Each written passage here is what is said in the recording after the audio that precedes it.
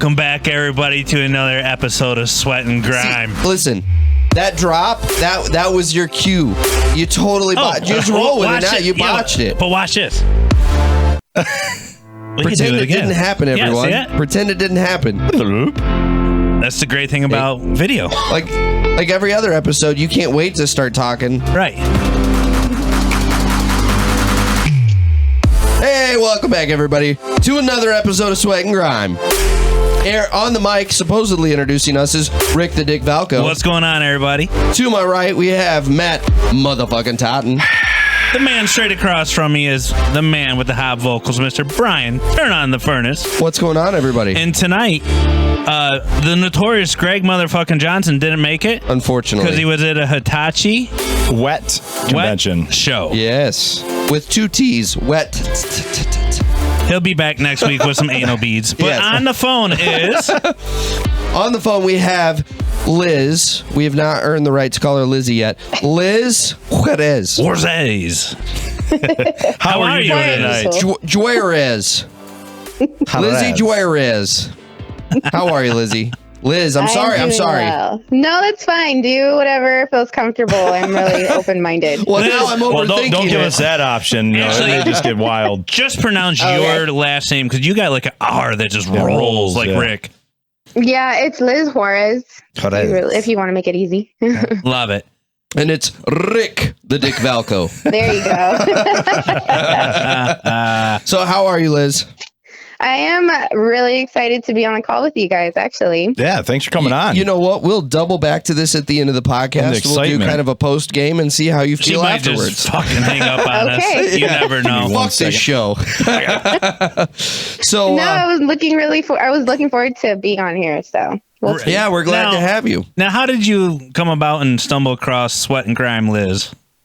Yeah, so I follow Janine, who's Concrete Diva, and Cement recently, Diva. We're gonna mess with her. Cement Diva. Yeah, she's gonna like that.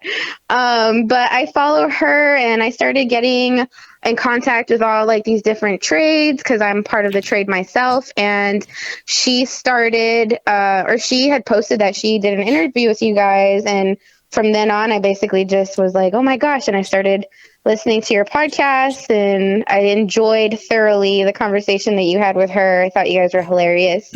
So I thought I'd just throw my hat in the ring and be like, hey, I'm open for an interview if you guys are down. So that's awesome. That's great. Are you single? Are you taken? Are you in a relationship? Rick is not, so you can answer safely. We're not. We're both married, but we are pretty good at the show of matchmaker.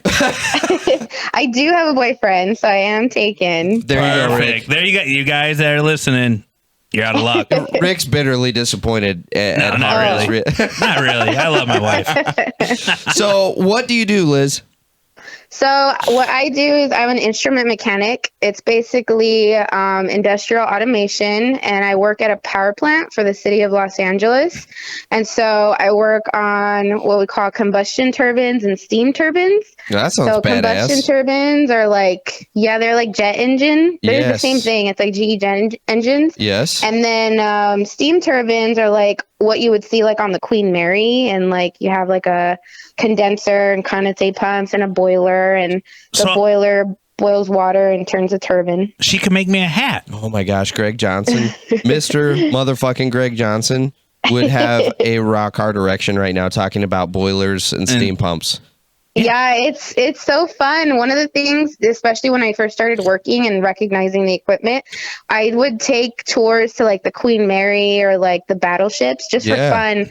And you go in the boiler room and I'm like, oh my God, those are condensate pumps and there's a condenser, and you can just recognize everything. I know what this is. Yeah, so that was really cool. So now, how far along are you in your journey? You totally cut me off. You son of a bitch. Hey, you know what? Men first, by the way. You're really good at that, Rick. Yeah. Hey, so I should have been a surgeon. So I've been working for 10 years in this trade. Okay. Started off from, basically it's a civil service job. So it's the city of Los Angeles. Oh, wow. So I applied and got picked off of the street, basically, with no prior knowledge. And now I'm currently a journey level mechanic. And Wow. I think I'm like one of 4 mechanics that are women, and everybody else is guys. So. Color me applause. shocked. That's not traditionally a female dominated field. So what is it like being one of 4 women doing that In job? all of LA. That dominates. That dominates that job. Dominatrix? Oh, yeah. What? She's like, get over there, bitch, and get my wrench. I mean, no, I could. And it's funny because, like, I'm usually very calm. So if I say, like, something like that, people look at me in shock. Like, oh, my God, what came out of your mouth? Yeah. But, yeah, it's kind of, it's cool on one hand. And on the other hand, it almost feels a little bit normal because I grew up doing it. Mhm. So it's exciting. I think the biggest thing for me is that, to be honest, like when I first started, I was like, I don't know if I could do this. And then now 10 years later, I'm like, holy shit, I did it. So that was like the biggest payoff. And working with the guys has actually been a lot of fun. Like there's just a lot of coolness that goes into the job and a lot of camaraderie, a lot of like good projects, a lot of good like business relationships. So for me, it's truly been a blessing and a fun time. It's like the best thing I could have asked for. So go into that a little bit, because I know for a lot of females, getting into any trades oriented position is a very intimidating thing because it's a male dominated field. What in your mind differentiates a work environment that's hostile, sexist, and all of that versus you just described the exact opposite, where you've got great camaraderie, and beautiful. What do you think makes the difference there? Yeah, so I think right off the bat, for me, the biggest lesson that I learned very quickly is for me to leave my ego at the door. So, like, don't take things personally. And, you know, it's interesting because, like, I think a lot of people think of ego as, like, an exaggerated sense of self, almost like conceited.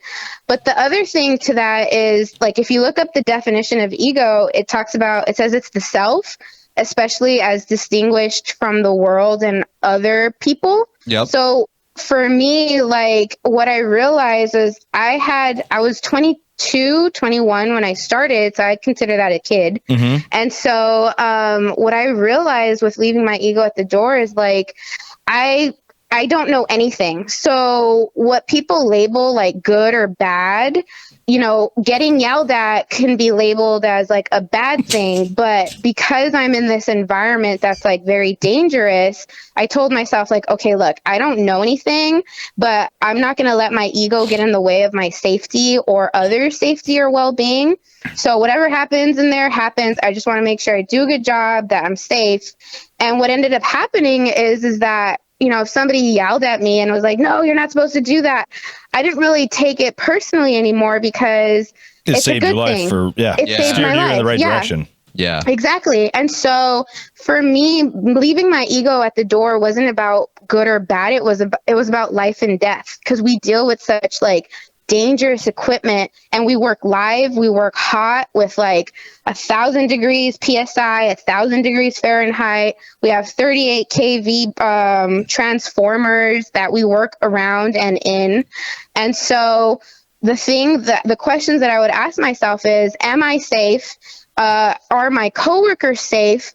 And, you know, let's say I had to, for example, the idea of bad and good also deals with like coworkers. Mm-hmm. So someone can label, you know, Larry down the street, he's a bad worker because he's lazy or slobbish.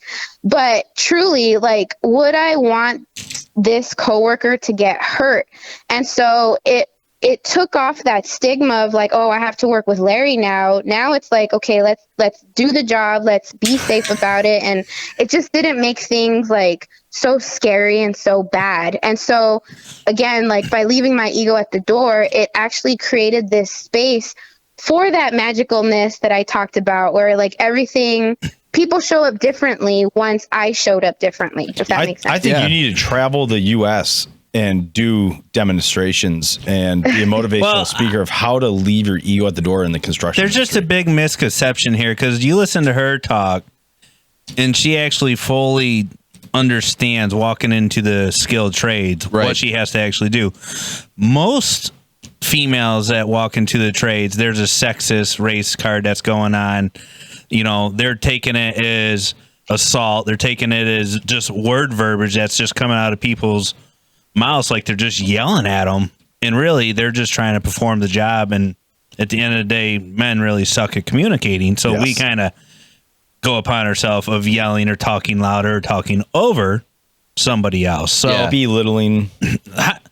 How do you get out some of those words for some of the women to just not be bitches, Liz?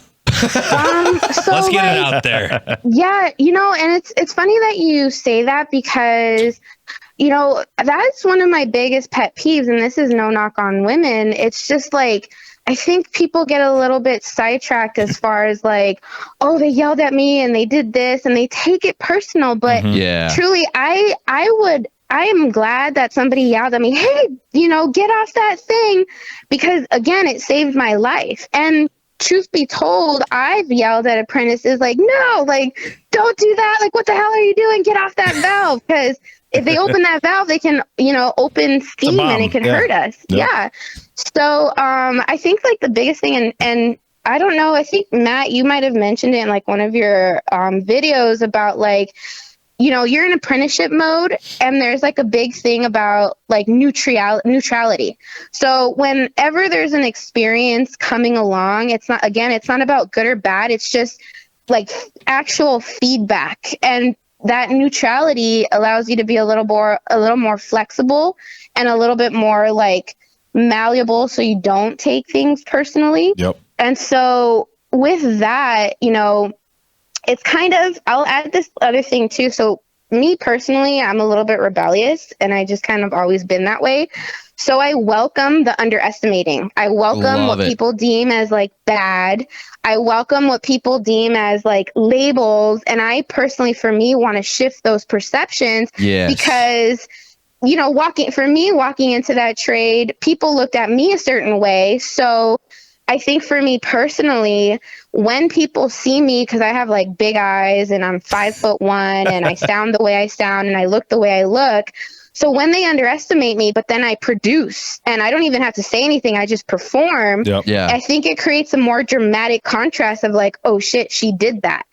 So going back to your question of like, I think a lot of people get sidetracked in like verbalizing, I can do it. You're not letting me. But it's really just about action. And really for me, it was about like, okay, why am I here? I'm here because I want to make money. I want to be economically independent. It's a great job with great benefits. That's what I care about. And I want to be able to live and have my arms and legs to enjoy it. So when you look at that bigger picture and you're rooted in your why, it, again, going back to it, I don't take things as personally, and I enjoy devilishly and rebelliously being underestimated because I can change perceptions that way. So what has been some of your... Hang on a second here. No. God damn it, Liz. I'm trying so hard to take this the conventional sweat and grime route and crack a bunch of fucking jokes, but you have so fucking spot on. Elevated the fucking show to where I feel totally inappropriate cracking a joke. Well, Liz gets all the complicated so we're gonna back up and start the show over. We're gonna do the blue collar narrative because this is where what she just said. And I'm just like, there's a joke I wanted to crack, but there's 14 follow-up questions I need to ask. I don't have time for jokes, goddammit. She carries a stepladder around nonstop. I do, it's she's been prepping for this. I have a toolbox that is a stepladder. So that's awesome. One. Now, with this being such a male-dominated world in the construction industry, what's been some of your struggles and headaches trying to break in and accomplish a task? Break in and accomplish a task? You mean physically or like any of them? You know, what's been your biggest hurdle? Hurdle going forward in your career. Oh, I think the biggest hurdle for me, there's a lot. Like, I know I speak the way I do, but that's like 10 years later. So, like, I'm not gonna lie. Like, the trade was freaking hard. I think the biggest hurdle was a couple things. First of all, it's scary. Like, it was a scary environment. It still is. It's very dangerous. So there's a lot of fear and like management of that fear. Well, that was one of my comments earlier is you've got bigger balls than anyone on this show, and you're the female on the show. Well, thank you. Yeah, we all kind of sunk back into our seats. Yeah, like, look at that. What are you packing? Kilovolts and steam and sweet Jesus. She's dragging some lead around, boys. That's right. Puts her into her sock. Doom. I think it's, I personally, there was a part of me that didn't think I could do it. And I think the other part was, the hardest part was, I think, the temptation and the need to prove myself. So when I first got into the trades, so the way I realized it was with my dad. My dad is actually, like, he was working there before I came in. And one of the things he told me the very beginning, he told me two things. He's like, first, you can't be a cream puff if you take this job. And I'm like, okay. And I didn't know what that meant at the time. What does that mean? Okay, Dad, I don't have a clue what you just said. Well, I think what I interpreted it to be was like, you can't be weak. He's like, you can't be weak. You can't cry. You can't show emotion. Yeah. I think you're only a cream puff once in your life. You think so? Yeah. Maybe. I mean, I would argue that I still have the tendency to be a cream puff, but now I embrace it instead of shy away from it. So but you're like a deep fried Twinkie at this point. You've got that hard, crusty shell. Yeah. But I'm soft in the middle.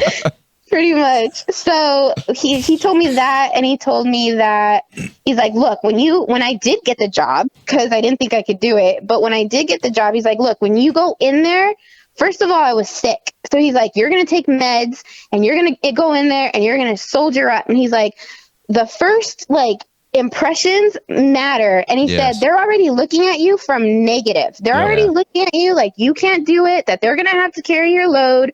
They're already looking at you in a resentful way. So you're not only going to have to get to baseline, then from there, you're going to have to work yourself up. Ooh, Pops gave you some serious wisdom. He set That's you awesome. up for success. That is awesome. And the funny thing is that, like, I've told this to other people and people would be appalled, like, oh, how dare he tell you that? Like, they don't think that you can do it. And, you shouldn't even be that way. You shouldn't start from negative. But the truth is, it is Those are your feminist friends. Yeah, That's where I go. There's an ideal world. And in an ideal world, the trades are this happy, special place. We have baby bunnies bouncing around. Powder puff land. There's rainbows overhead as you're working on your industrial gas turbine. But that's not what the trades actually are. You have to accept what the trades actually are in their current state. Yes. Well, that's what I'm working towards with my fucked up pride mug, is we're working towards the rainbows.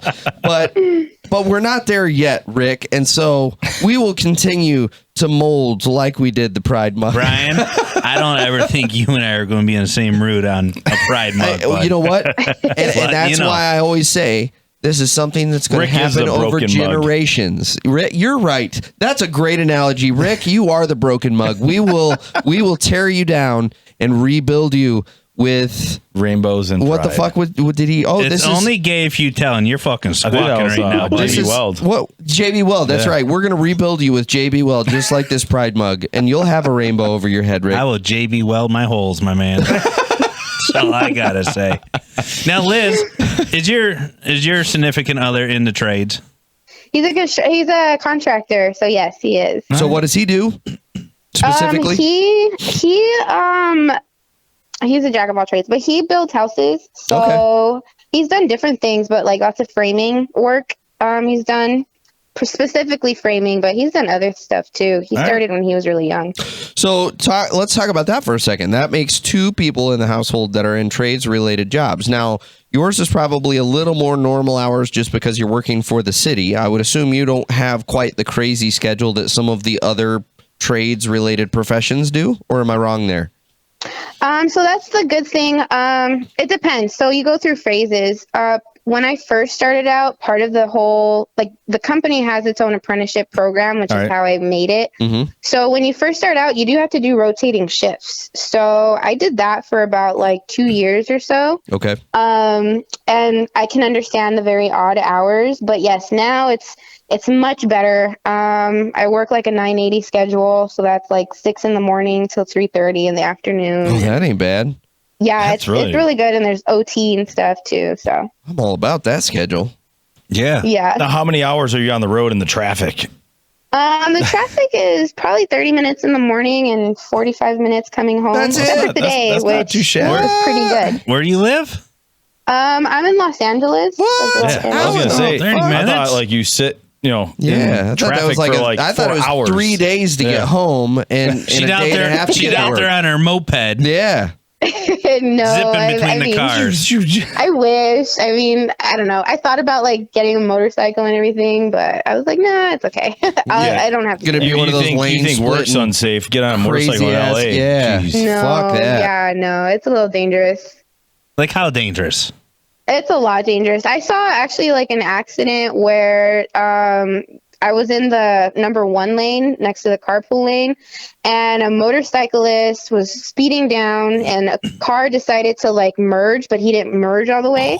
The motorcyclist got scared. And you know how like when you're going fast on a motorcycle, it's like the wheel does the opposite thing. So you want to turn one way, but you have to turn the opposite. Yep. So the motorcyclist got scared and instantly thought of like turning where he wanted to go, which caused him to slam into the car. Do worse than what? And just like lay there. So that was brutal. Well, he was a beginner. Yes. yeah, pretty much. So I was like, oh, it's a good call that I didn't do it. So how is? Sorry, I didn't. This is a terrible segue back to where I was going with my original question, but it is what it is. So how does scheduling wise, how does that work with your boyfriend? How often do you guys get to see each other with you guys both being in the trades?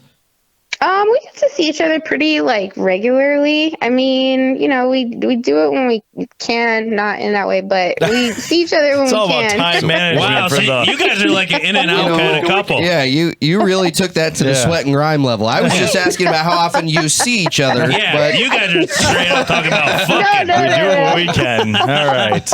So Rick, Unfortunate you still don't have language. a chance. I don't need a chance. Our audience doesn't have a chance. She's always on the go. Yeah, So- I'm usually on the go. You mentioned your dad got you into this. Is he in the exact same trade, exact same profession that you are, or was he in a related profession and then you kind of got into what you're doing? No, so he's in a related profession. So the way like it works in our like in the utilities industry is when you first, there's 3 things. You can be an operator, which is driving the jet engines or the steamers. You can be a maintenance mechanic. Those guys are the ones that do like pump overhaul and like heavy duty stuff. They work with chemicals, which I did for about 6 months. And then there's instrument mechanic, which is like, again, industrial automation. So all like, I call it like the nervous system of the unit. Yeah. Because it's all the controls and things like that. So my dad was an operator all the way throughout his career, and he was the one that guided me to, he's like, look, you don't really want rotating shifts, especially if you want to start a family and all of that. Like, you kind of want a little more, like stable stuff. Sure. So the instrument is actually kind of cool too because it's automation. So that's another perk of the job is that I can take this skill anywhere. Yeah, like that's awesome. with all the stuff that we learned. So it's like social economic independence too, which is another bonus. Man, yet again, You are we like need to the- elevate the fucking show. Like we're used to talking about farts and dicks, and you're talking about socioeconomic status. Yes. Yeah, You're my a whole God. nother level. I don't even think we have Brilliant. this kind of shit in Michigan. Like I don't. Well, we got snow blowers and lawnmowers. yeah. So and ice jet melting fuck. machines. Yeah. I've totally lost my question now because it was like 3 levels lower than the tier that you're talking on. It's all right. It's all right. So man. Well, Quantum go physics is next. yeah. So what is your take on the Big Bang Theory and how fast the universe is expanding? dude, I mean, I could get into that too. Like, I just think All it's right, let's such a roll with nice- it. Let's do roll. this. Yeah, let's Yeah. fucking go deep. Fucking A, we got a nerd. I love it. I am a huge nerd. Yes. So do you I think nerd that out on worked out space really well. stuff? I love space. Like, I think science is real. Star Wars Science is kind of cool. fucking girl, ain't she? Oh, fuck no. Real I mean, like, space. Lightsabers and shit. Like the James Webb Telescope was Like incredible. quantum physics and all of that. And I just said that. Yeah. It's fucking nuts. So the Big Bang. Not that bang. Yeah. Oh. We're talking about the universe, not what happens in your bedroom, Rick. Well, so like what was interesting too about like the space and everything, I saw this one like Instagram post where they talked about like the solar system, and you know how like the conventional model is like the sun and the planets rotate around the sun in like a disc form. Yep. But I guess apparently like that's not how it works. It's a more 3D, like a corkscrew. Where like the sun is moving forward and like the planets are moving around the sun, trailing, but it's almost like a spiral. So Interesting. What? I started tripping out because I was like, oh my God, like we're literally never in the same place and time in space ever. You like, see what happens when you get way too much fucking sun? Here we go. This is where we're gonna go. I've been helping my girlfriend's daughter with her astrology homework, and I'm like, I did not read into astronomy. this. Astrology is Sagittarius. Are you a Sagittarius? No. Matt's got a fucking plate of spaghetti and meatballs. My mind's blown. Yeah. See, I wasn't very good at helping with her homework. She's like, why are you talking about Saturn is in retrograde? I just get in this mood. Supernovas and big red giants and stuff. So here's where I go super nerd out. Like the vastness of space, right? We've totally lost our audience, but I don't give a fuck. So the vastness of space, I was learning more about the Mars rover that we've got out there. Yeah. So the way we landed on Mars, it had to be totally automated because the vastness of space, Mars is the next planet over. So it's not like we skipped 2 or 3 planets. Yeah. It's literally the next door neighbor, but it's still so far away that it takes a signal 8 minutes to go from Earth to Mars and then 8 minutes to come back from Mars. Yep. Wow. And so we had to create, and by the way they fucking did this is incredible. I'm going to go ask directions to our next huge embarrassing failure. You know what? Just roll with it, Rick. God damn it. This is fucking awesome. So what we did is we created this thing. Came into the atmosphere of Mars, and then what it did is this sky crane that we created with fucking rockets dropped the rover down about 100 feet below it. It then comes down and it gently sets the rover down, but it's a fucking crane, so it's hovering above the surface while it sets the rover down. And then the sky crane releases the rover. And then so that it doesn't crash into the rover, it now has to go someplace else. So it jettisons itself someplace away else. From it. Away from it. Now, all of that happened automatically because we can't talk to it. All right, yep. And when the guys in NASA were seeing on their screen... And found out it worked. Well, no, the beautiful thing is when they on their screens were seeing, oh, we've entered the atmosphere, in reality, the rover had either already blown up or already was on the surface. And then your shrooms wore off. And that's where I go. Yeah, right? Once I come down from my joint, I'm like, wow, that was a fucking trip. I'm ready for the car wash right now. That is the crazy shit that people get into. Like when you start going into space, like the James Webb Telescope, the crazy shit that we're seeing from it. It's like, holy fuck, this is incredible. Mm-hmm. You know what, dude? I can go deep down. I'll go deep down in the nerd wormhole with you, Liz. I'm with you.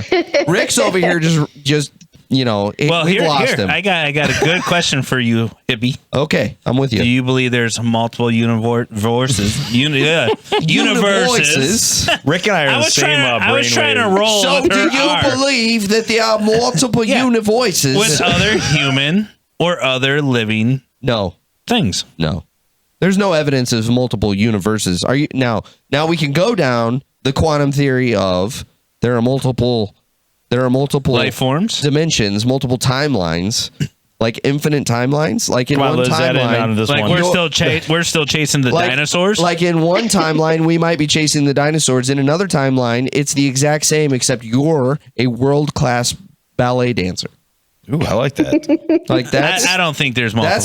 That's the sort of shit. That's actually like his next go smoke a joint and really start imagining if there were infinite parallel universes where every single second of every single moment I think I had to do could be spinoffs. You could smoke a joint and really, really let yourself go down this path, because then there is a universe out there where Rick is a world-class ballet star.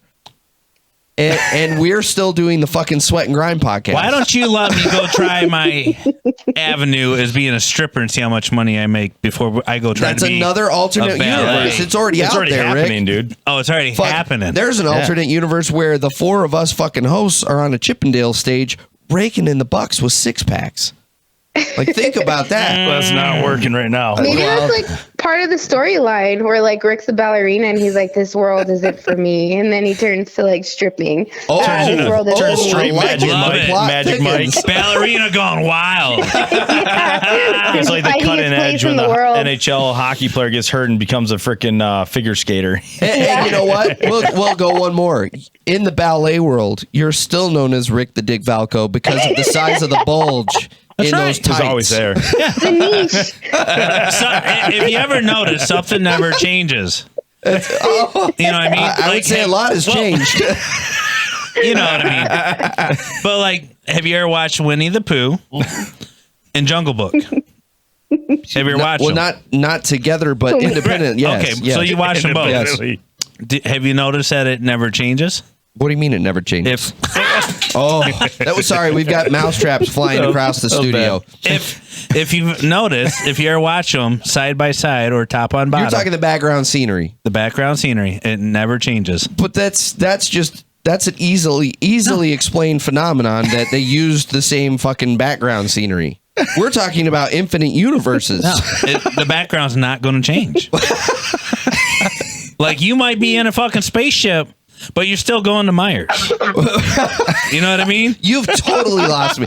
Did you smoke a joint before this podcast? What was it, that coffee you drank, bro? Right. He's got a little shroom tea. Greg's got his fucking coffee around here laced. Greg laced it with acid or something. Rick's over here tripping about Winnie the Pooh. So, Liz, I am genuinely curious, and I don't want you to give away any information that's not appropriate, but is there good money in what you're doing?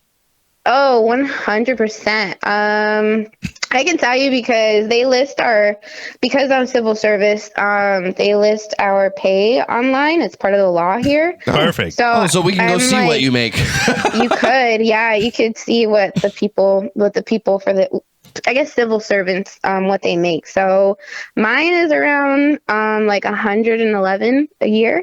111. Dang. Oh, yeah, but okay. How much does it fucking cost to live in crazy ass California? Well, that's true. It's hella expensive, like super, super expensive. But I mean, Did you like, hear it? Did you hear it? Hella? I know. Hella That's expensive. California. There's hella pressure behind that fucking valve. She just had the fingers up like this, dude. But that's like the newer version. But yeah, it is expensive, but at the same time, like, I think that's what makes the trade so awesome and why I'm so passionate about it is that I was able to buy a house in 2019. Wow. And so when we first start, like, entry level, it's like $25 an hour. Wow. And at the time, I was going to college. I had like 2 jobs. Each job was making $8 an hour. And like, I was working my butt off and I was like, what in the world? Yeah, exactly. What were you going to college for? I was going for business administration because I thought I wanted to do business, which I still do, but college was just not the route for me. Yeah. And I think you guys like mentioned it too, where one of the things I wish I could have done differently, but I didn't know is people in high school, I think, so growing up in high school, like I was in honors and graduated with a high GPA. And so the counselors and the teachers were always like, oh, go to Harvard, You're too smart to be in the trades. Yes. And so trades was like for the bad kids, it was for the dropouts. And so for me, I didn't know any better. And I was like, well, I guess this is where I'm supposed to be. And Rick, that doesn't even apply. Rick's just randomly firing off sound effects. I'm sorry, Liz. No, that's okay.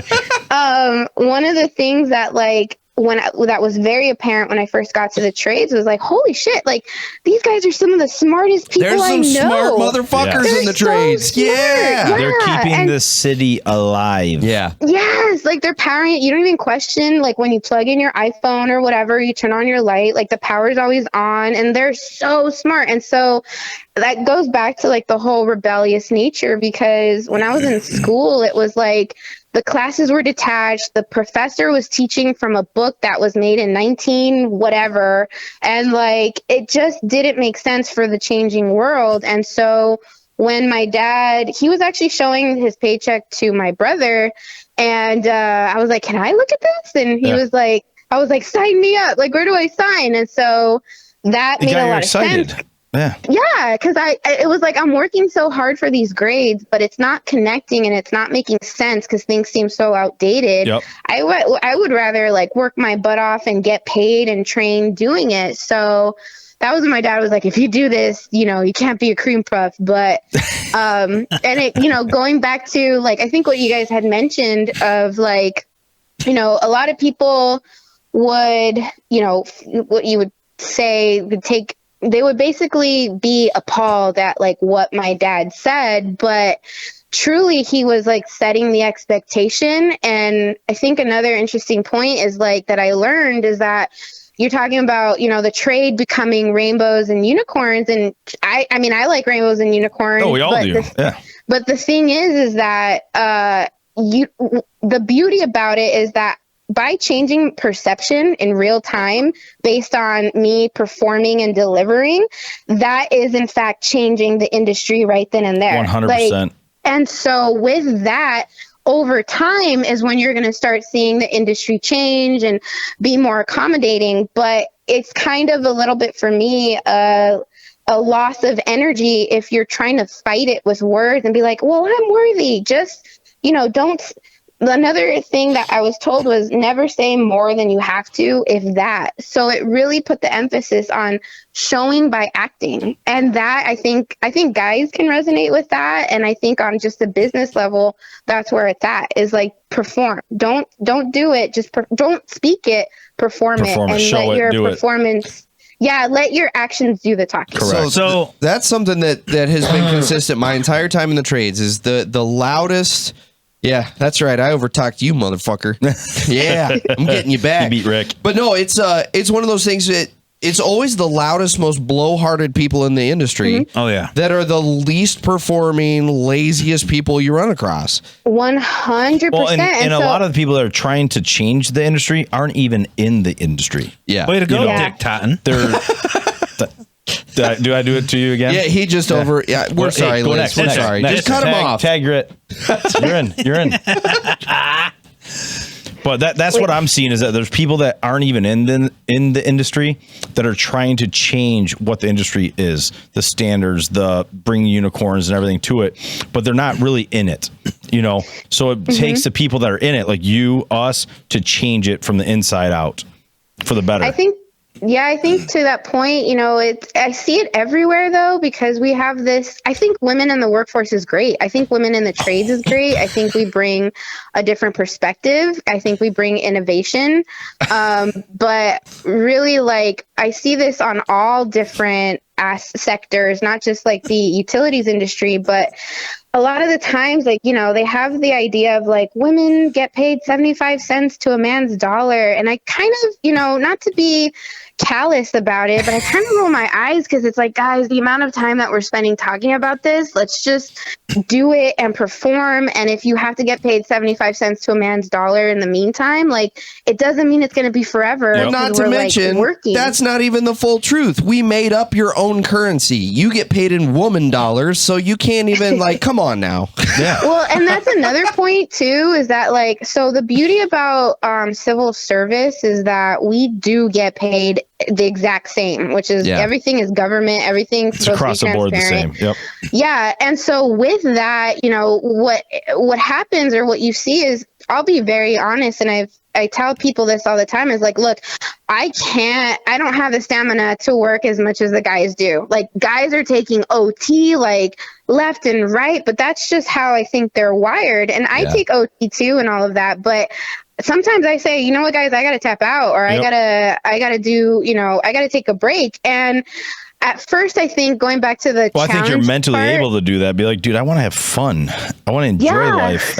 well, go ahead. Yeah, that's the point. Well, you know, you bring up a really good point, because I think it's a balance, and a lot of the guys, you know, I commend them because they're living for their family. They're working their butts off for their family. And like, that's a good thing. And I think what's interesting with that is when, like me, I can't carry a 200-pound pipe or whatever like a guy can, but I can get the crane, I can get the forklifts, and I can do it easy and cut the amount of time. Yeah, so it's the whole smarter, not harder. But that actually helps the guys, because then it's like they do a double take. Like, how'd you do that? Yeah. And it's like, look, I'll show you. I put 2 chain pulls up. I did this. I got that. Yeah, that's where I get frustrated with the overall like equality conversation. It's not that I am anti-equality. I am 100%. We should be equals in the way that we're paid. We should be equals in a lot of aspects. But to sit there and where it really goes crazy is in the sports conversation happening now. You know, men and women competing in sports together. I'm sorry, but men and women will never be 100% physical equals. They'll never be on the same playing field. Well, mentally on that capacity, we also won't be equals. And I'm giving that one to the females because females approach things more intelligently. They're more efficient. They're safer. They look at the situation different. They do. And so that's where I go. When you look at equal pay, it 100% should be equal pay. But the physical attributes of that are not going to look the same. The guy is able to bring the fact that he can work more overtime because he's drawn to that. Yeah, and I can be the brute force. Meanwhile, the female is the brains of the operation, who's able to come in and be very methodical and very safety conscious. And they're both bringing equal assets to the table. The assets are not the same assets. Some of the best crews I've actually ever seen are some of the women that have been in the trades for a long time, and they took into the supervisory role, running 4 or 5 men, running a crew that way. Most productive. Well, and that's another aspect. Crew I've ever seen. As much as it comes off as sounding super sexist and everything, a lot of the awesome stuff that I've experienced working with females on the job site is they just are naturally attuned to people's emotions and feelings. And so someone's having a shitty ass day. Frank over there is having a shitty ass day, and every fucking dick on the job is giving him shit. And the female picks up on it and goes, "Hey, is everything okay?" Like that. Then he breaks down like a bitch. And he's like, "Well, but that seems like a trivial thing, but that's actually a huge thing." Yeah. You know, the fact that every once in a while the females, again, because they think about this shit, they would bring in donuts or something in the morning, or they would do something that you got 2 things there. If we had females on every single job, the suicide rate would go from like, what is it, 5,000? The overall morale would go up. Well, you got 2 things there though. Men don't open up about feelings at all. Yep. Right, and then you got the trades that don't open up about feelings at all. Double whammy. So that's why the suicide rate's been so high. And with this new learning curve with the generations and the women coming through, you're starting to kind of find this more happy balance of a work life, emotional side, and physical side. Like everybody's starting to complement one another's skill set. Yep. What are your thoughts, Liz, so that we're not just mansplaining the trades to you? No, that's fine. I think you guys bring up like really, really good points. And to your question, when you were asking, you know, what's the most challenging thing that I've come across the trades? For me, the most challenging thing growing up in the trades has been owning who I am, meaning owning that I'm female, owning that I'm not as strong. Because when I first got into the trades, especially with the way that, you know, my dad kind of like pepped me up, I thought I had to be a man to succeed. Yeah. And so what that ended up doing was that for me led to exhaustion and burnout. I did the whole grind. I tried work. I would work 3 weeks, 16-hour shifts, have a day off and go back in. And I was like, I'll sleep when I'm dead. Yep. And then, you know, that's a big part of the culture. Yeah. And so it took me kind of getting sick and getting burned out and exhausted, where I'm like, crap, like this is my career. I can't just hurt my body in this way. Yep. There has to be a better way. Not gonna be able to enjoy it. Right. And so what was interesting about that was that's when I stopped. Basically, that's when I started accepting my femininity, for lack of better words, is that like I first of all, I'm a woman. I'm not kidding anybody. Like, everyone can tell I'm a woman. So what am I trying to do using this energy, trying to like hide myself when everyone can see plain as day? Yeah. Second of all, you know, like, there's a few things, you know, you talk about emotional and that's once a month you guys could disappear. Like, I'm not working with Liz this week. Well, there's old sexist talk. She's being a bitch today. Well, here's the thing, because I was like, Todd's walking around with his man pond in. I was like deathly afraid of like being called emotional or being called a tryhard or a teacher's pet. And that was part of the thing of like, once I owned it, it's like, look, yes, I am a tryhard. Yes, I do get emotional. Yeah. Yes, I am a teacher's pet. That in itself is disarming, because if a guy were to tell me like, oh, you're such a tryhard, Liz, it's like, how? Thank you for noticing. Yeah. And it's like, what are you know, and every single time it's like they have nothing to say. Yeah. And so it goes back again to the rebellious nature of like, I'm going to take the bad and I'm going to make the most out of it. And from there, like, I'm going to turn this like fear and adrenaline and I'm going to turn it into something positive. And so it really comes from like, the biggest thing is being authentic and understanding and being confident in who I am, what I can and cannot do, what I do and do not know, and being able to be honest about it and be like, you know what, I don't know this, but I do know that. Let's collaborate and work together. You know, I think, what you guys had mentioned, where in owning my different traits, and I'll call these soft skills, because being in a male dominated environment, there's a lot of hard skills. We focus on a lot of hard things. That's all our conversation revolves around. Ryan eats Viagra like it's going out of style. Yeah. Pretty much. And so one of the things that I wasn't expecting was my soft skills flourishing. So like collaboration, you know, fitting in where I can. And the supervisory role, which I've been doing also recently, because I'm like getting ready for promotion and stuff, is the supervisory. Yeah. The supervisory role really like keeps these it hones in on these skills, but it's not a bad thing, because not at all. You know, it's you have to take care of your crew. You have to take care of your guys. And I think for me, I realized where I fit in, because being young and like being a woman, and, you know, these guys have been in the trade for 30 years, 20 years, 25 years. So if I'm in these supervisory roles, I'm not going to go in and be like, I'm the boss and you guys got to listen to me. No. It's more of like, look, you guys got 30 years in the trades. I need your help. This needs to get done. How are we going to do this? How are we going to do this? Exactly. And like, I'm happy that you're on the team. I'm happy that you're on the crew. If you need me to vouch for you, you know, in the supervisory role, I'll do it. You know, if you need a harness, I'll get it for you ASAP. So it's more about, like I said, taking those skills that are deemed weak or feminine as weak, and like using those to actually make the workplace better. And when you show up as your authentic self, your coworkers show up differently too, because I'm pretty sure they notice it. Absolutely. So that's how you make the environment better. So it's interesting. You talk about collaboration. That's a soft skill that you may have and that you focus on. But by definition, you're changing everyone that you're working with. Yep. Because through collaboration, that's not something that really is inherent to men. Men are, I'm going to go solve this fucking problem. And cavemen. We are fucking cavemen. I'm going to go kill this Big animal. rock I pick up. And if I can't kill animal, I'm not going to go home and fucking talk about it to anyone else. I'm going to fucking come home with a dead animal. Yep. Versus you come into the workplace as a female and you go, hey, we can kill this animal together and we will all take it back together and we will all benefit from the kill. And the caveman in us goes, okay, good idea.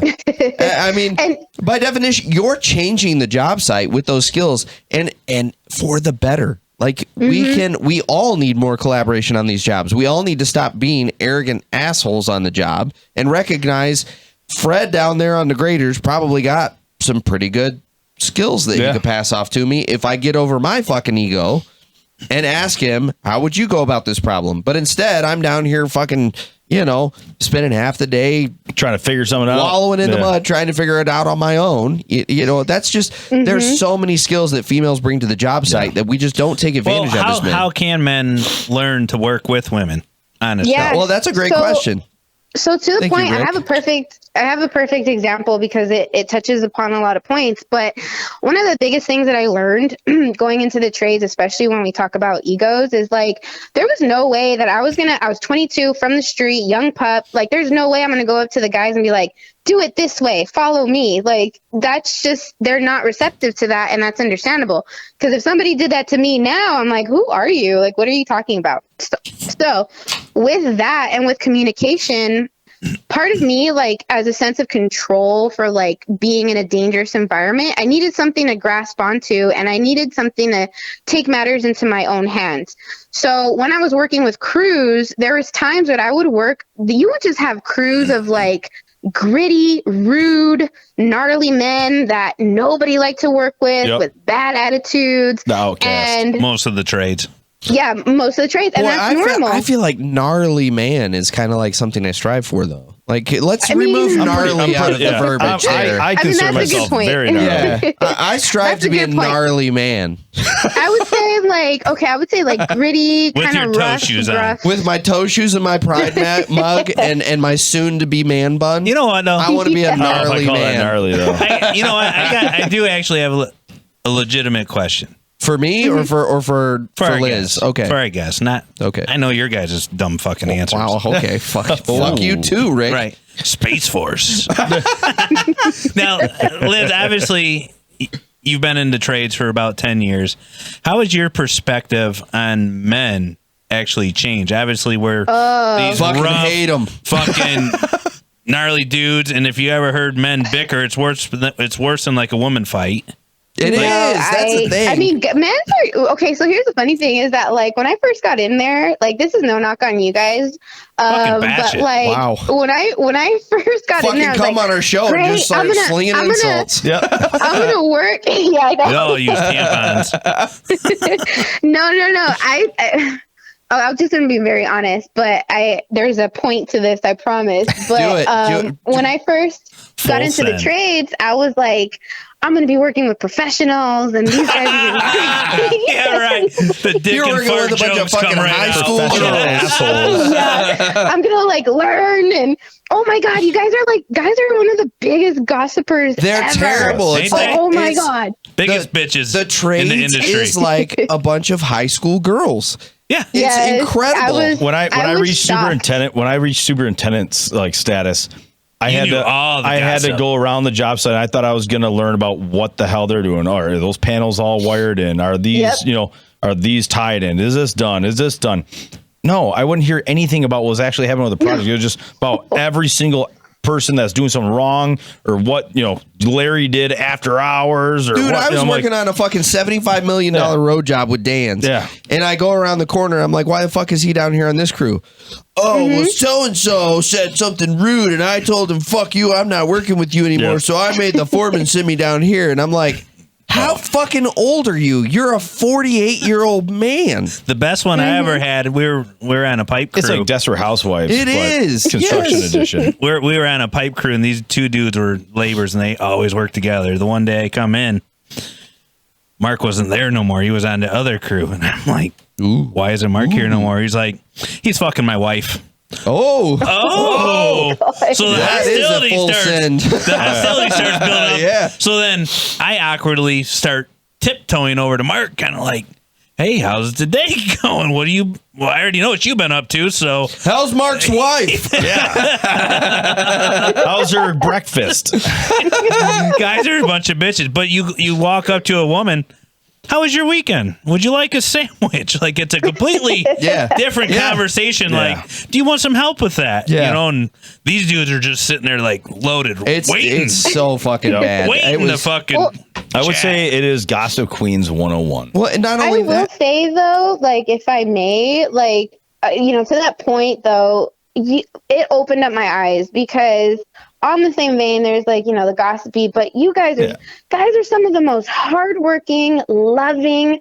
They are there. They're in the crappy rain and for their families and for their kids. And I was looking around at one point and I was like, damn, I'm really jealous. Like I want a guy, to doing be this for like me. that for me. Yeah. And so I love the guys, because there's so much.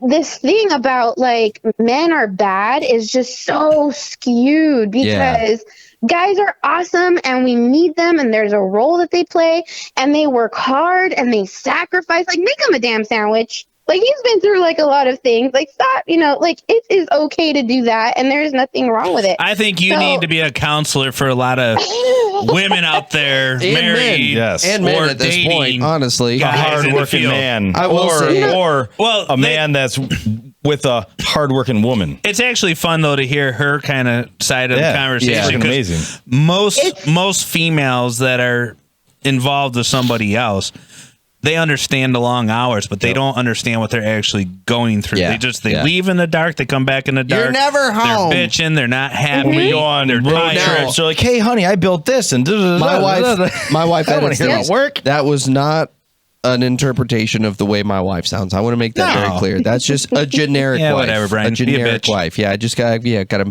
maintain the homestead. My wife's not here. like that either. She's involved. Like she understands it all. But a lot of people in the industry, when you see it on the job versus, and even for our wives, I would argue, Rick, even for our wives. Oh yeah, there's a huge difference between what they hear about at home and what they envision the day being versus what you and I actually go out there and fucking face all the time. Oh yeah. There's a huge disconnect there.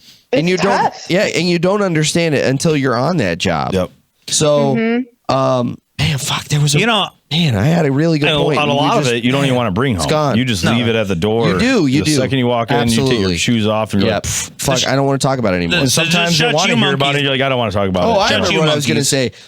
The other thing that has taught me about the trades, there are two things that I learned about grown ass men when I came into the trades. First is like we just talked about. Most of them are a bunch of high school fucking girls when it comes to gossip and drama. Yeah. But then the flip side of it is, it was incredible to me that it was the hardest, crustiest, sourest guys on the fucking job. You sit down with them. Nicest guys. You sit down with them and have lunch, and it turns out they're the biggest fucking softies. They got 2 daughters or grandkids, and it's the highlight of their day. They pull out that fucking old ass fucking jitterbug phone with the font as huge as you can read it, and they got pictures all over. Or you watch the guys that they forgot their lunch or didn't have money, and everybody these big chips burly in. guys start throwing money or food. You're like, oh, we don't want. Next thing you know, you're over there scarfing fucking food with them. And a lot of times, it's the 2 guys that were fucking bickering 20 minutes ago, like schoolgirls, are now the ones sharing their lunch together. Now. So to your point too, like, going back to it about like working with, the gruff guys and everything, that's 100% true. And, you were asking about how can men work with women better in the trades? And I think the big one is like communication, but truly, I think I'll speak from a women's standpoint. Like, so for me, I knew like I wasn't going to be able to like crack that hard shell by just being like, hey, how's it going, guys? Like I had to prove my stripes, basically earn my stripes. Yep. And so for me, the biggest thing in fostering communication is people think that you have to talk about like social life or pander or things like that. But when I would know that I would have to walk into a crew and it's like, oh, here I go. Like I'm working with the rudest, most like no one wants to work with crew. I would just, again, go with that fear and use that to like get a leg up. So I would walk in, I would set my stuff down. I'd go up to the head guy, like the foreman or whoever's, lead. And I'd be like, hey, Bob, like, what are we working on today? And they would kind of just look at me like, what the heck? And I'm like, yeah, like, I know we have an outage and we need isolation. Like, what are we going to tackle first? Are we going to isolate the turbine first? Or, I got notes on this. I have notes on that, and they'll tell me, they'll be like, oh, actually, we're going to isolate the auxiliary systems. And I'm like, okay, I don't have notes on that, but I have a book on this. And so they would kind of look at me a little bit in awe, like, what the heck? But then somebody they would did work their fucking with me. homework. Yeah. They would work with me, and they would tell me like, oh no, don't listen to this book, look at this write up or this routine. And so by me, like, I would be scared of getting yelled at because no one really would go up to the supervisor or the lead and ask that. But like, I couldn't just sit there like being waiting to be told or waiting to be yelled at. So I would go and confront it. And I wasn't expecting this, but in my confrontation, of course, very like politely and professionally, what would happen was, after I would do that over and over and over again, they started seeing me as like, oh, Liz is asking questions, or I'm going to work with Liz today. She's probably going to ask me. So they would be ready for me, and they would be willing and open. So now I'm working with a crew full of like tough guys, and they're working with me when everybody else is getting yelled at by them. Boom. And so, or when everybody else is avoiding them. So in other people being avoided, like, these guys would probably be sitting on gold or on information that would be useful to me as an apprentice. And then so I would take that with me and use it to like promote. And just by talking about the job and sticking to professionalism in that way is what fostered that communication. And some people might think like, oh, you're thinking too much, or you're controlling or whatever. But no, it was just, I want to get a leg up and let's do some good work. And I'm going to put myself in the fire and risk getting yelled at. But I never got yelled at because they were always like, what the heck? Like, they were always a little bit disarmed. So that in itself, it's not about like, oh, you should listen to me and you should do what I say. It's like, what are we going to work on today? And I think I was listening to, I forgot, but it was one of your podcasts, and it might have been Matt that had asked, like, what do you talk about, like, what do you say to a woman? Because a woman walks in and it's like, I don't know. Oh no, a woman, like, do I say this? Do I not say this? Yep. And tread lightly. Tread lightly. But the truth is like, I think people get a little bit sidetracked, because the truth is that while you guys are nervous, I'm nervous too. Yep. Like, I don't want to say something that may open the door. Yeah, exactly. Yeah. So like, I don't want to say something that turns into an awkward thing. So the best thing you can do is stick to talking about the trade. Yep. Talk about what you're going to do task today. At hand. The task at hand. And in there, you're communicating. In there, you're building a rapport. In there, you don't have to worry about saying something wrong because you're literally talking about the job. Yep. And then as time permits or time continues, then you kind of have a little... Yeah. Exactly. So the communication, a lot of people start pointing fingers of like, you need to do better and you need to listen. But what are you doing to change that? I think we need to sign up for like a relationship life coach. Matt could use a couple pieces of advice. Why don't you listen to this next week? Now, I do actually have a question for you, though. How has the trades actually changed your perspective in life? Oh my gosh. Like, it is the best school of life I could have ever asked for. Everything that like I'm talking about now, I truly believe it applies to everything. So before I started in the trades, I was scared of everything. I was raised to like be a good girl, to follow the status quo, to, it's my dad and my brothers. So I was like the only girl, and you have to watch out for everything. And while I still do obviously have to watch out because you just live in the world, like that's normal. It's really allowed me to have this like sense of freedom and joy, because like I can, just like what you said, the guys don't scare me. I'm not going to put myself in situations, like I'm still self-aware, but there's like a rapport in just my daily living where I can talk to people and it's easy, and I can see the humanness behind it. Yep. It's not like, oh, this guy's like super tatted or super scary. It's more like, hey dude, like what's going on, or how's your day going? So it's a lot more like low maintenance and chill. I will say that, so well, and that's not even. I would argue that particular aspect isn't even just a female thing, because I would say I kind of had that same understanding that came with time, because I came from, I'm originally from Texas, very conservative. You don't see a lot of guys with full arm sleeve tattoos. You don't see a bunch of shit with piercings everywhere, and so. That's because the real men are still in Texas, bud.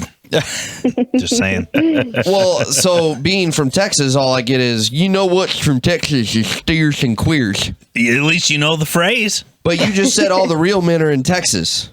Correct. That's correct. Do you hear? Hey, do you hear? Do we just that come he's into a saying, roadblock? No. Well, do you hear that he's saying that all the real men are in Texas, but they're also all the gay men? Yeah. Hey, this is coming from the guy that claims not to be gay every episode. Listen, what's on your cup? What kind of cup you got? Hey, look, I'm proudly. Just sit there and go, Texas proud. Rick's Show it to the camera, buddy. Well, exactly. The man who invented dick docking. The one that's got is gay telling pride me all the real men are in Texas, but they're all queers. What is wrong with dick docking? So, anyway, where I was going with that is, kind of the same thing. You absolutely. You make a judgment call when you see someone with a shitload of tattoos and piercings. You're like, oh, that guy's lived a rough life. Well, hang on.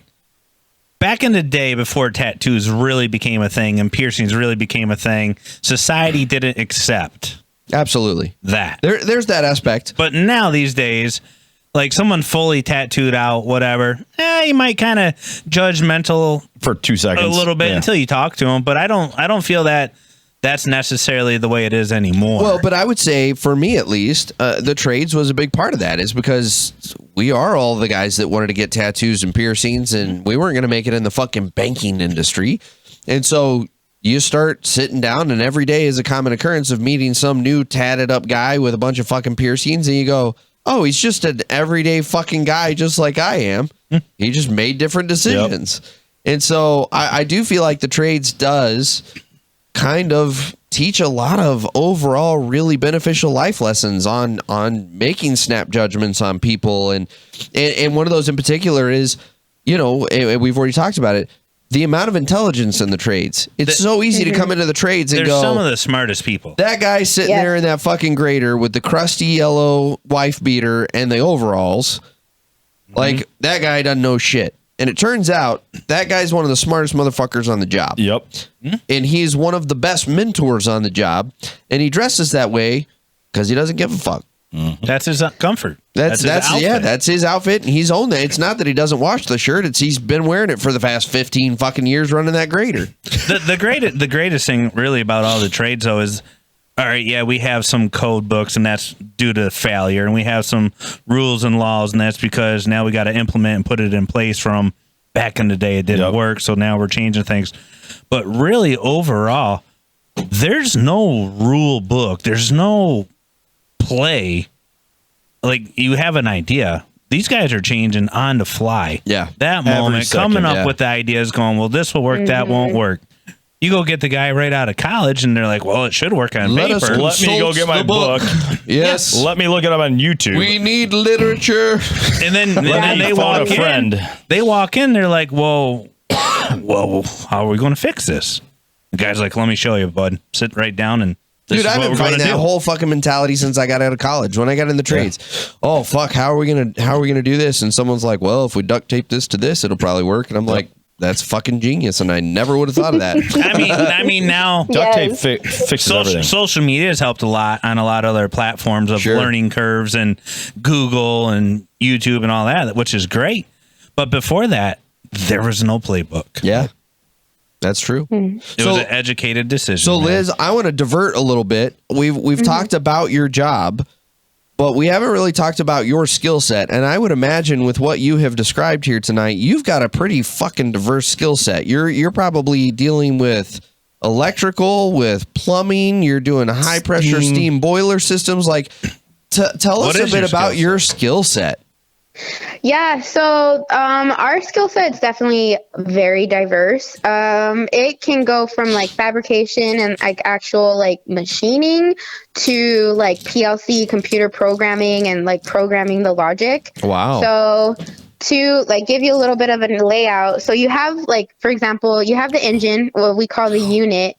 And then you have the control room. Yeah, the unit. The unit. Sorry, we had to put a little sweat and grime in there. Yeah. Just messing with the unit. You are the unit, Brian. That's where you would have played the Pornhub sound effect there, Rick.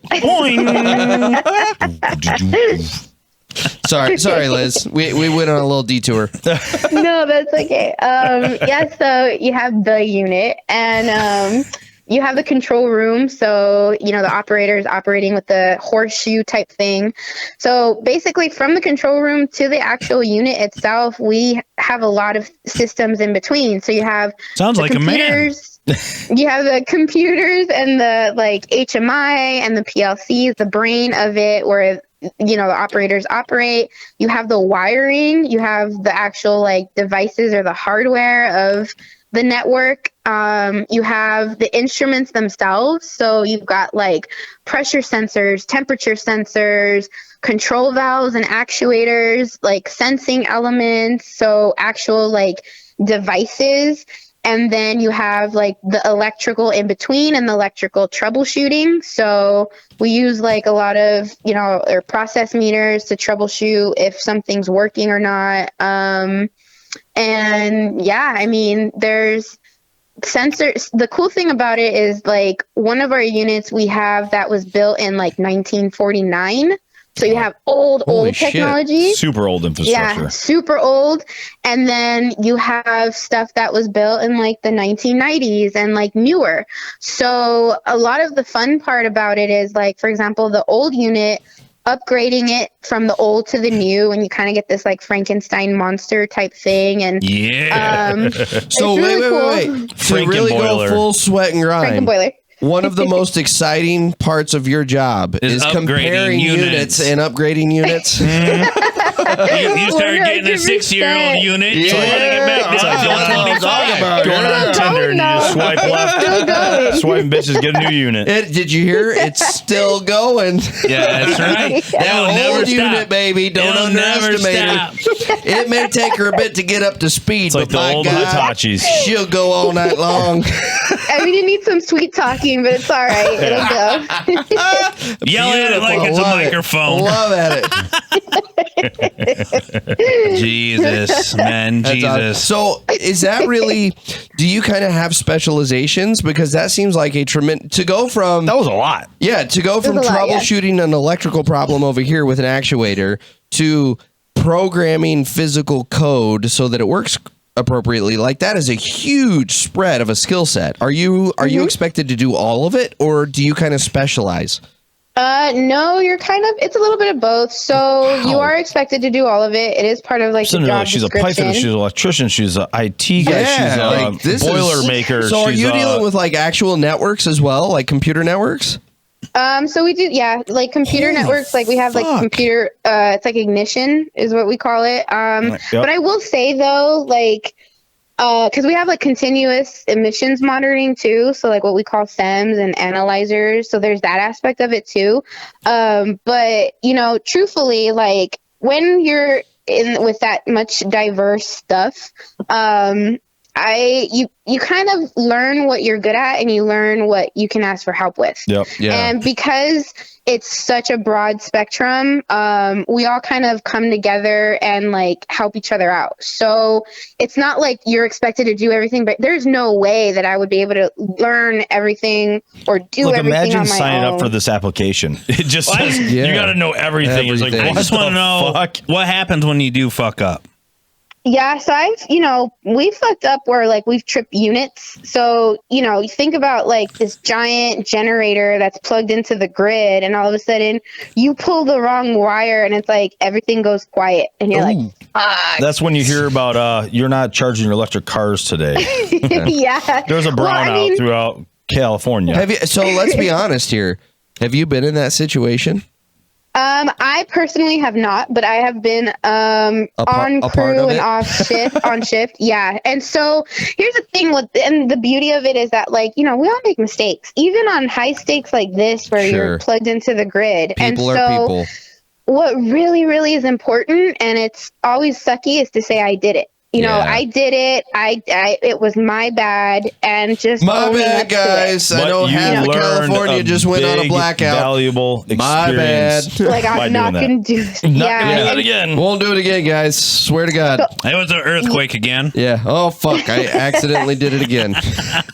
Oops. Yeah. Sometimes, I mean, there's been people that have tripped it. You know, the joke is, you trip it twice and you're ready for a promotion and stuff. Oh, there you go. But I mean, like, for me, I've burned out pumps and, I've left stuff running, especially like in the beginning. Now I don't do it, but at the same time, it's like you walk in a crew and it's like, you know what you did. And I'm like, what did I do? And it's like, fuck, I did that. Yes, I did it, guys. I'm sorry. Like just owning it. And with that, a lot of the times, people think like they have to hide it or they try to get out of it. And it just makes it worse. It does. So it's just like rip the Band-Aid off, own it. And people give you mercy because like they've been in it before too. It's far more respectable to own your mistake than it is to try to weasel out of it and then get caught trying to weasel out of it. It's just fucking, I mean, expedite the problem. Let's go full sexist. Be a fucking man and own it. Most men won't. And that's the thing. Most men won't. No, most men won't man up. I don't know nothing about that. Yeah. I would argue too, it's like dangerous, at least in my line of work, because like, and that was the other thing too about like leaving your ego at the door. Like honesty it's life and death. Like somebody's coming in there after you clock out to finish your task, and if they don't know, if you do it wrong, it's like a booby trap waiting to happen. So it's like you make mistakes and you may not realize it in that moment. Like somebody may catch your mistakes and it's not ideal, but if you lie about it, you are now dangerous because it's like, now we can't trust you. What else now we have to double check that we're about to find? Yeah. And like, I'm going to have to work with this guy. There is that reputation where it's like, okay, now we know who the guys are. Cause again, to put it in the context of like, this could be your life or your limb, that really makes it serious. So the honesty is really the best policy. Yeah. See, I think that's where men go, that could be my life or my limb. Hey, let me go get Matt down the road and come on over here and put this together. Yep. Where's that apprentice? Yeah. He needs to learn some education here. Yeah. I'm going to teach you something. And you're going to be my fingers at the apprentice today. Now, and then that's the thing too with like the apprentice that I'll add is that like part of me kind of getting a leg up and being like, hey, what are we going to do today? I used to joke with my supervisors of like, you say jump, I say how high. Like I got to go in a confined space. Okay. And I'm not saying like doing it like without thinking about the safety, like absolutely think about the safety. But when you're an apprentice and you're willing to be like, all right, like, let's do it. Okay. In the danger, in the thing, at least wanting to do it, I think it causes the journey level guys to be like, whoa, kind of looking at you differently. So that's how you can earn your stripes too. So what kind of confined space areas are you getting into? And what's the craziest story that you have to share with us? Cockroaches or freaking city rats or homeless people. Like, is there an underground world that people live in old infrastructure? The leech rats. Where are you going with this? I was thinking job related, and you're on a fucking. That's going full porn. She's working utilities, so she goes into some places that are under the freaking city that you don't even know about. Where are the mole people? That's what I'm trying to figure out. He's here. They're leeching out. I mean, I will say, so my job is more like plant related. So I'm in a site and I stay there. There are guys like the linemen who they're in vaults and they do have to deal with that stuff. But for me personally, like, gosh, I've been inside the boiler. I've been in the turbine. I've been in oil tanks. I've been in like chemical tanks, ox boilers. So it's basically like one of the perks of being the small guy on the crew is like, hey, Liz, you can fit. Go right on in. And I would say like roll the around craziest. Asbestos. I would not couch that as a perk. Personally, I know that was the sarcasm. That was the knock of sarcasm. Yeah, but, that was. I caught it. That was dry sarcasm. Okay, but good. I will say, like the craziest thing happened somewhat recently, where like I had to work in an oil container or oil reservoir, and the way it was set up, there was no actual airflow going into it. So obviously we have to get our meter and check for like gases and put in air and make sure we have airflow. So when I was going in there, I didn't notice that the ducting for that airfoil had popped out. So I was in the reservoir, luckily, like with the meter, with the O2 sensor. But what happened was I was having trouble getting something loose and I was moving a lot and like breathing very heavily. all of a sudden the meter goes off and I look and I'm like, oh my God, like there's no airfoil in here. Wow. I would have not have known. I would probably just have passed out. I was so deep into like trying to break something loose that like I didn't realize that there was no air. So the moment that like I got up and I got out, I could feel the air come back. But there was like a Mythbusters thing about what happens if you have low oxygen. The people don't notice. Yep. And so it's a very like tricky thing. So that was the craziest thing because that meter like literally saved my life because I did not notice the airfoil pop out. That's what we call a learning curve, Hang baby. on a second. You're telling me them confined space procedures exist for a reason? Yeah, exactly. The retrainable retarded. We are the trainable retarded in the dirt world because we're that's like, if you listen to the meter, like, oh, that thing's just. well, I was broke. about to say, got in the dirt world, we're like, oh, that's a live sanitary. I'll be fine. We'll jump down there real quick. Yeah, just a couple minutes. Yeah, just fine. It's fine. Yeah, till you don't come back up. We had recently, like last year, we had a lineman die because they work hot. And you're supposed to check like hot, dead, hot. And there's procedures and everything, but he just was not on task. And he did hot, dead, hot. But once he checked it, he looked away. And then when he was going to land a wire, he landed in the wrong spot and he got electrocuted. So, at least, in my area, I'm like, you know what, I'm not even going to let that happen. Like, we have those procedures for a reason. And in my line, like they always say, they're written in blood because they've, it happens through accidents. I will say safety, for whatever reason, I don't know what it is about being a man. Safety is one of those things that it always comes down to, is my penis getting smaller because I put on safety glasses? No, they come complacent with the years of experience. But the problem is everybody else on the job site judges you as if your penis got smaller because you decided to put in earplugs. My God, when I put in earplugs, everyone's like, what's wrong with you, pussy? Yeah. Well, say it a little louder. I can't hear you, Jeff. Come on. Like, there's a reason we do these things. And yet, there is still that stigma that you're the bitch on the crew if you actually put on safety glasses and earplugs. Some people just dust mask aren't going to abide by it, dude. They're just not going just a to. Bitch, they Todd. don't give a fuck. You're a bitch. No. I keep calling Todd the bitch. And then you run into them later on 20 years down the road, and all of a sudden they got all these issues. Well, that's the thing is it's a lot of long-term health risks that really, if you want to throw it back and you really want to have the conversation, it's that you are the trainable retarded. If you're sitting here saying, I shouldn't wear this shit because it's cancer, it's hearing loss, it's loss of vision over the next 5 to 10 years. Or you get the guy that had multiple close calls, scars, battle wounds, and they do wear That's PPE. why I use the safety squints now. I mean, it's just the way the world is. It is. It's not going to change. It's bad in the trades, but man. the nice thing is about it, though, you watch so many videos and the shake hands with danger. Exactly. Yeah. Everything's right there. And I think it's now starting to get more put in perspective when they're like, hey, now because everyone has these phones, let me pull this video up and show you what can happen. And people are starting to grasp the concept of going, I could fuck up. Yeah. I tell you, one of the biggest ones that always amazes me are the guys cutting concrete with cutoff saws. Exactly. They're all right. Exactly. So first thing I'm going to do, without a doubt, I'm going to throw in earplugs and I'm going to put on a fucking mask. Yeah, but we're not going to add water to the saw because we don't, Well, but even with the earplugs and the fucking mask, I can't tell you the number of times that a guy was like, fuck it, you don't need that shit. I'm like, dude, do you have any idea what is happening to your lungs in this very moment as you tell me what a man you are? What happens when you're a fucking idiot? You mix water with silica.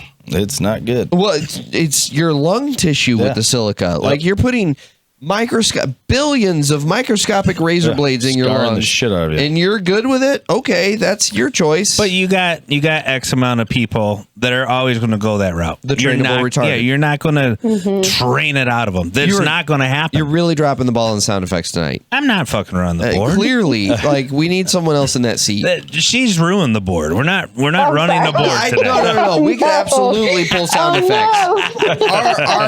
Our commentary is out the door, but by God, we could use sound effects. I could put on some mood music. I've already switched it to music. Liz, I'm just going to apologize because Rick is using you as an excuse for his laziness running the board. That's really what's happening here. Being a true man. I'm a man. Yeah, that's all I gotta man say. up and own it. Hey, bitch, if you want to run the board, come and get it. You sat in the comfortable board running chair. Now I'm stuck over here. I just didn't feel like running the board tonight. I got the music down. Oh, no. This guy. I'm sorry we're half-assing your episode, Liz. You know what? We went full send. Yeah. This you can complain to Rick. Yeah, but you got to think about it. We got to have some sort of a train wreck on the episode. I'll take the heat. It's all right. Okay, fair enough. Now, Liz, if you could give any advice though to men or women getting into the trades or think about getting into the trades. And split those, please. Give us some advice for men on behalf of women, but also give some women some really sound advice. On getting into the trade? Yeah, getting in, what to expect, how, Yeah, so I would say for women, I would say like if you want to be in the trades or if it's a calling, 100% go for it. For women, we talk about like the quote unquote feminist and all of that. Like the trades is awesome because like I said, you get economic independence, you get benefits, you can save money and go to a trade school versus a 4-year college. Boom. So you're already like leveling yourself up. If you're a parent, you have a stable job with, again, benefits for not just you, but for your kids. If you need structure and, you're coming off of the street, really, you don't need much background to like begin an apprenticeship. So for women, like it's such a huge boost. We're talking about like women's empowerment. So one of the pet peeves, because I've tried to tell my friends, like, you should join. And they're like, I could never do what you do. And I'm like, have you seen me? Like, I look the way I look and I'm doing it. So I never took that as an excuse. I would say what to expect is pretty much, know the environment that you're going to go into. It is a gritty environment. It is tough. It is challenging. It can be scary, but it's so rewarding because I say, and I stand by this, like I would not have learned what I learned in college. Yep. Like I would have been in debt. The hard knocks. And I think truly that's where we are because so many people are going to college and graduating that employers, I know for me, like I'm looking for somebody with experience. I want somebody who knows it instead of like, oh, well, let me look at this book on how we're going to fix it. I want somebody who's kind of had a background.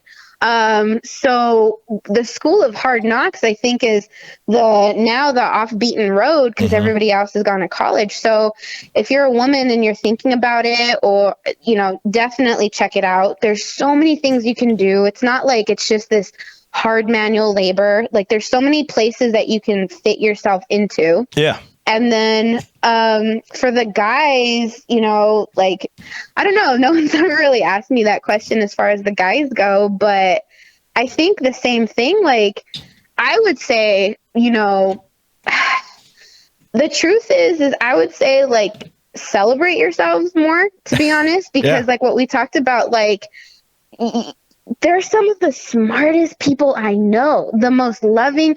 The stigma of the blue collar worker is like he's dumb and he's low class and he doesn't know and he's dirty. But truthfully, that couldn't be more further from the truth because I've met some like executive white collar that are the weirdest people ever where I'm like, you really don't know like what you're talking about. And so like it allows you to kind of see through the bullshit. And so for the guys, I think some of the criticisms that I've heard just from like looking into the trades and being around the environment is like, I guess this idea of like professionalism. Yeah. And so, when I hire a plumber, there is like a difference. Like if I'm living by myself and I hire a plumber, I really don't want to see your butt crack. Yeah. But that's not like a bad thing. It's more of it's keeping the guys on their toes. Yep. Well, hang on a second here. Hang on a second. Whoa. Hang on. First, I got to stop it there. If you were going to hire a plumber and Greg Johnson showed up to your door, what kind of plumber do you think you're getting? I mean, I don't know. Like, I would want to. Here's the thing. I should say, like, I would probably be getting a good plumber, but it's like, can you lift up your pants? I'm not saying Greg. Hang on a second now. What if I manicured and waxed my butt crack? Would that make it? I mean, is that any more? Okay, that's better. Yeah. Okay, thank you.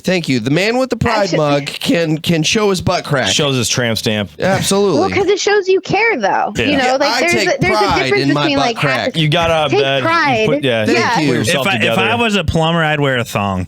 Just saying. Only if at you least wax. you're choosing your colors. Rick's gonna be changing your garbage disposal with his G-string hanging out. I mean, if you think about it, their ass is always hanging out. So why not make it more Showcase appealing? it. Yeah, If it's going to absolutely. stand out, make it stand Like out. the king of the whale tail. Yeah, stamp that shit on.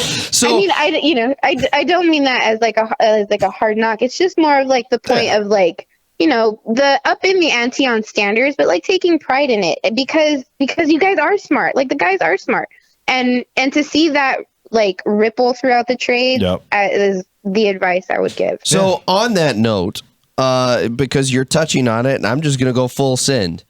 Do you find yourself working on these giant turbines?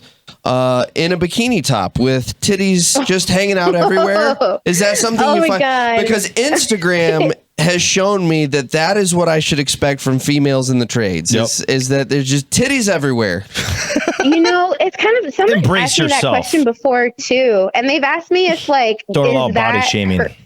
Yeah, no, they've asked me that question, and they've also asked, is that hurting the women's empowerment or is that helping?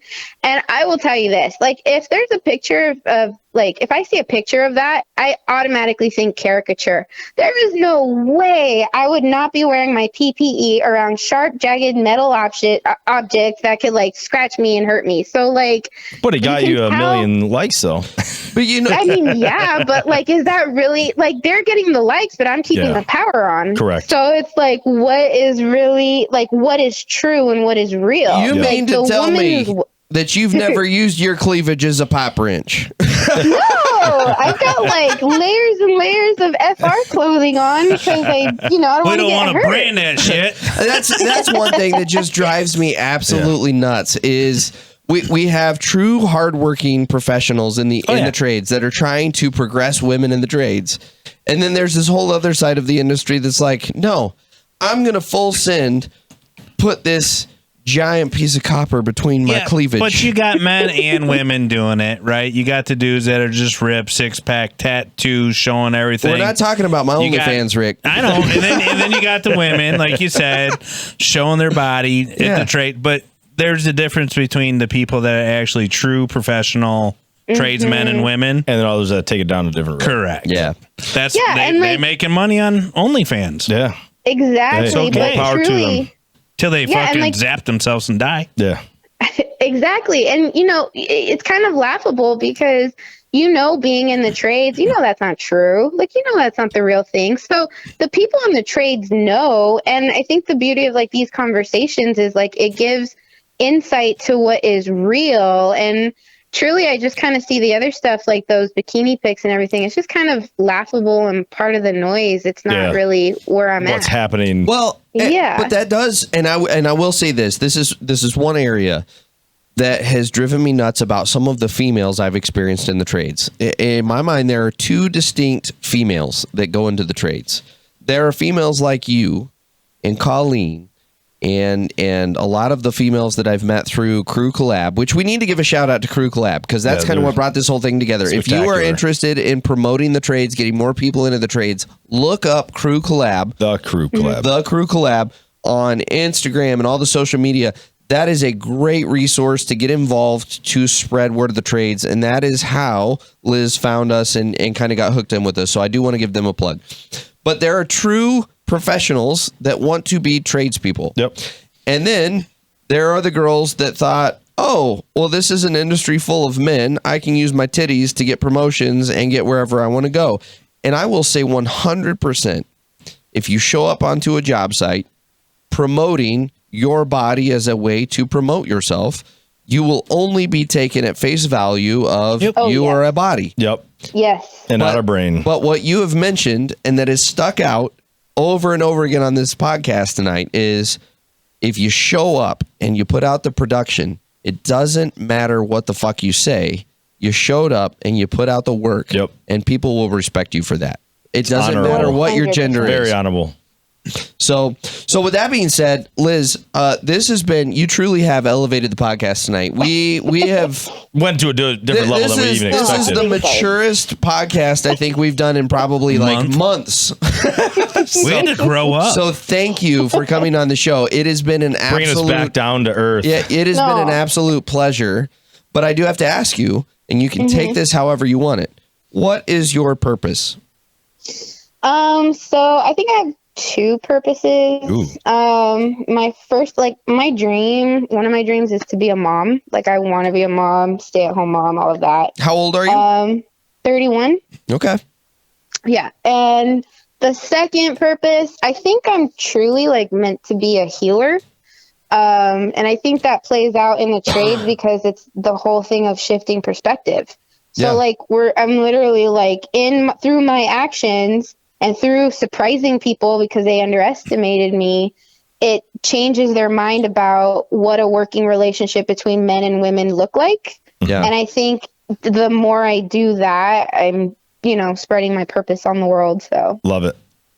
Yeah. That was great answers. Well, I was about to say, we asked that to men and we get a very one-dimensional answer. And yet again, Liz proving she's superior to all of us. What females bring to the trades, you get this multi-dimensional answer. It's beautiful. I love it. But we'll end it with this. Mm-hmm. If you could change anything, what would your dream job be? And I think you may have just answered that, but re-answer that question. Yes. So my dream job, and I'm working on it, is, I love the trades and I want to level up though. And my dream job would be to be a business owner. I would love to own electrical, plumbing, construction businesses because in that way I'm affecting the community, with different practices and different ways of doing business. So that's my dream. And I think that just furthers the whole healing purpose because now you're seeing it play out in communities. I do love the way you think about that and the way you phrase it because so many guys would answer that. I want to start a business because I want to make money. I want to own it. I want to make money. Mm-hmm. And your response is helping people. I want to help people. That is, it really shows a lot about your character, the way you have responded to a lot of the things tonight and a lot of the things that we've thrown at you tonight. And I want to thank you for bringing us back to our, 40-year-old selves instead of our 14-year-old selves. I'm 39. All right. I mean, there's a place. Yeah. Still don't have a chance, Rick. I ain't dating you, bud. I'm married. No, our guest. Jesus. I'm just saying, our guest is taken. Still. Nah. Our audience, Andrew, she is taken. That's true. You can't swipe right on her. Yeah, if you need to worry about anyone, it's Andrew Ruggiero out there swiping bitches. Oh, that guy was a train wreck, but great. So have we earned the honor of being able to call you Lizzie? Yes, 100%. Awesome. This was so much fun. Lizzie, thank you. It was a pleasure. Thank you so much for coming on. This has been awesome. It's been inspirational. It's been educational. This has been great. Thank you so much for having me and for this opportunity. I appreciate it. Absolutely. Yes. So that being said, thank you all to the audience for listening along. But check more importantly, on Instagram, on Facebook, on YouTube, baby. We are live with video of your podcast. We are live with video. So check us out on YouTube. And if you guys would like to help support the show, we now officially have a PayPal set up. And I would love to tell you the link to that PayPal tonight, but it's kind of shifting. And so I will have to get back with you. But go check it out because we're about to have the website with the PayPal link on it probably within the next week, actually. Believe it or not. Right. I am here to the point. Next year. Next week. So that being said, thank you guys as always for listening. We love you guys. Thanks, Izzy.